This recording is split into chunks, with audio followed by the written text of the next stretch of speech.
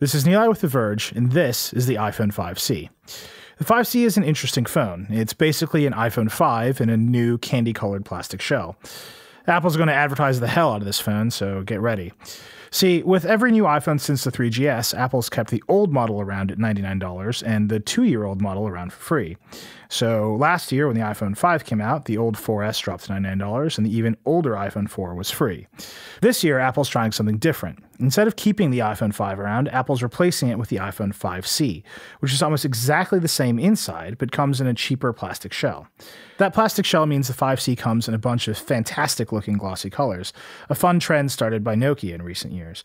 You can get it in green, blue, yellow, pink, and white, and it looks and feels great. It's a little bit bigger and heavier than an iPhone 5 or 5S, but it's much more solid than other plastic phones like the Samsung Galaxy S4 or whatever it is that LG is doing.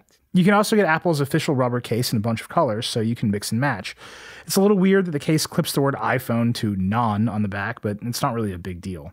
Inside, the 5C is almost exactly the same as the iPhone 5. It's the same A6 chip, the same Retina display, the same 8-megapixel camera on the back.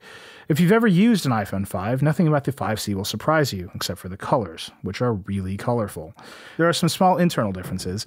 The FaceTime camera on the front is a little bit better, the phone supports LTE in more countries, and the battery is a little bit bigger, although battery life itself seemed to be about on par with the iPhone 5. When you first turn on the 5C, you'll be greeted by the swoopy, minimal iOS 7, which takes some getting used to, but otherwise seems made for a phone this colorful.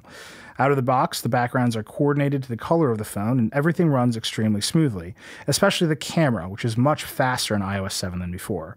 The 5C's carryover rear camera is still among the best in the industry.